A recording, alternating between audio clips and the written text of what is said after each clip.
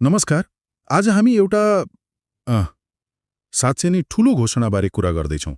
माइक्रोसफ्टका सहसंस्थापक bill गेट्सले आफ्नो विशाल सम्पत्ति, करिब $200 अरब ठूलो हिस्सा, त्यो पनि आगामी 20 वर्षभित्र अफ्रिकामा खर्च गर्ने रे। हो, यो त निकै चर्चाको विषय बनेको छ।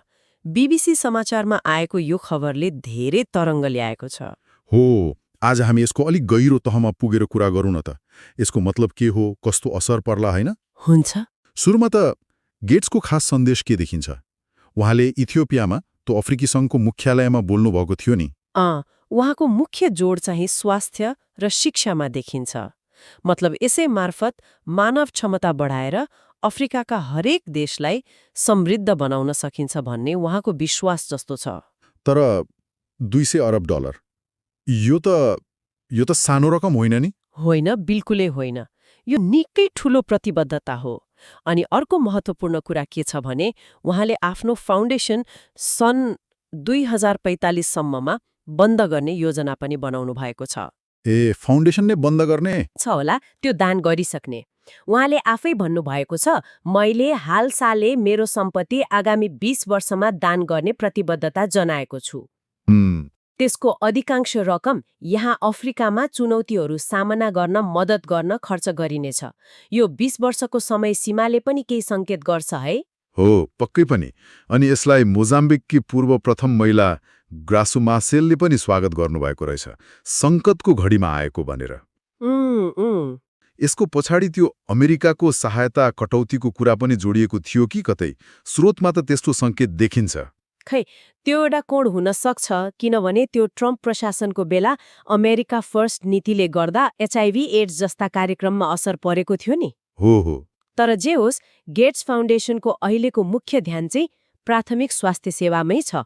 उहाँको भनाइ के छ भने आमा गर्भवती हुनु अघि र गर्भावस्थामा स्वस्थ रहनु अनि बच्चा जन्मेपछिको पहिलो 4 वर्ष राम्रो पोषण पाउनु हो, यसले सबैभन्दा बलियो नतिजा दिन्छ रे। यो त एकदम आधारभूत कुरा भयो, तर निकै महत्त्वपूर्ण हो नि। अनि उहाँले प्रविधिको कुरा पनि गर्नु भएन, AI को?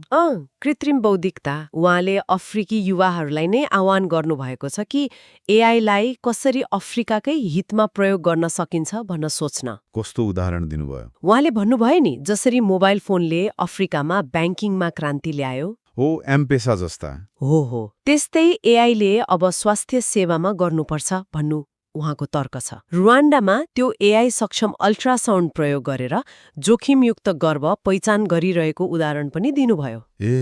तर यो अहिले बढी नै महत्त्वकांक्षी जस्तो सुनिँदैन र? मतलब अफ्रिकाको अहिलेको पूर्वाधारमा AI कतिको सहज होला? चुनौती त पक्कै छन्। डेटा, पूर्वाधार, दक्ष जनशक्ति, पहुँच, यी सबै कुरा छन्। तर उहाँले सम्भावनालाई जोड दिनुभएको छ, खास गरी स्वास्थ्य सेवामा। अनि यसलाई उहाँको फाउन्डेसनको मुख्य 3 प्राथमिकतासँग जोड्न सकिन्छ। के हुन् ती प्राथमिकता? पहिलो त आमा र शिशुहरूको रोक्न सकिने मृत्युलाई अन्त्य गर्ने। दोस्रो, अर्को पुस्तालाई घातक संक्रामक रोगबाट बचाउने। अनि तेस्रो, लाखौं मानिसलाई गरिबीबाट बाहिर निकाल्ने। AI यी सबैमा सहयोगी हुन सक्छ भन्ने होला। बुझियो। अब अलिकति उहाँको व्यक्तिगत प्रेरणाको कुरा नि। उहाँले भन्नुभएको एउटा कुरा रोचक लाग्यो, मान्छेले मेरो मृत्युपछि धेरै कुरा भन्लान्, तर ऊ धनी मले भन्ने चाहिँ नभनुन्। हो, त्यो भनाइले उहाँको सोच देखाउँछ। उहाँले वारेन बफेट जस्ता अरू परोपकारीबाट पनि प्रेरणा लिएको बताउनुभयो। तर फेरि यसका आलोचकहरू पनि छन्, होइन? स्रोतमा त्यो कुरा पनि उल्लेख छ। छ। उनीहरूको आरोप चाहिँ के छ भने गेट्सले यो परोपकारी कामलाई कर छल्न र विश्व स्वास्थ्य नीतिमा अनावश्यक प्रभाव पार्न प्रयोग गरिरहेका छन् भन्ने हो। यो पाटोलाई पनि नजरअन्दाज गर्नु मिलेन। हामीले त यहाँ तटस्थ रूपमा प्रस्तुत मात्रै गरेका हौं। बिल्कुल, यस्ता ठूला पहलहरूमा यस्ता बहस हुनु स्वाभाविक नै हो।